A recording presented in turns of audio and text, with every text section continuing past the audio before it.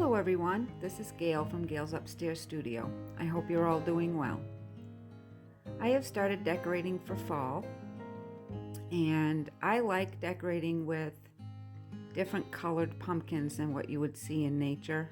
I love the combination of blue and gray and orange, and I've decorated this little table in my dining room with these colors, and I really like that. And this is loosely going to be my inspiration for what I'm going to do today. I'm going to be testing out this new paper I found at Michael's. All right, it's not new paper, but it's new to me. It's Artist Loft, and it is the level 2, and it's acrylic paper. And I'm going to try it out. I'm going to gesso it first. It's nice and thick, and it's got a texture. Let's see what the thickness is. It's 246 pound, 400 GSM. So I'm going to gesso it, and then I'm going to tone it with this burnt sienna from Grumbacher Academy Acrylic, and I'm also going to be using some Liquitex Basics, and I might use, if I want some burnt umber, I have that in Daler-Rowney.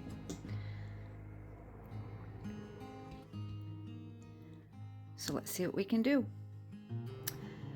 Okay, I have gessoed it, and I have taped it down to my work surface, and now I'm going to tone it with the burnt sienna, and I'm going to mix that with some floating medium to make it so that you can still see through it.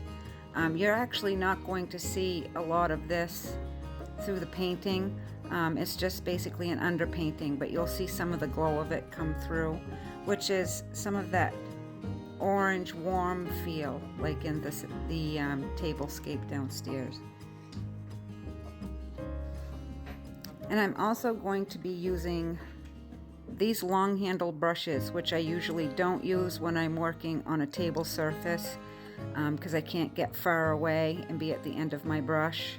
So it's going to probably look a little strange because I'm going to be up close a lot, but these happen to be the ones that had the shapes and sizes I wanted. So we're just going to go long-handled today.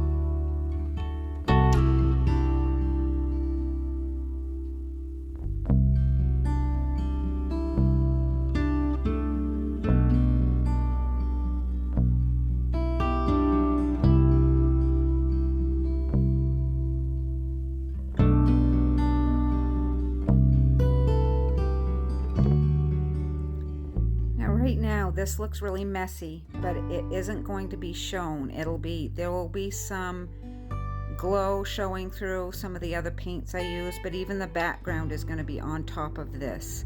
So this looks messy, but I promise you it's better to have different variations, I find, when I do it, which I don't do this process very often, but when I do it, I like to have it be a lot of variation, because in certain paints that are going to go on top of it, some of it will show through a little bit, some of it won't.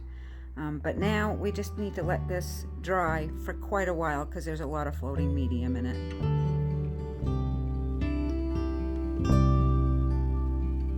Okay, it's dry. Let's get started.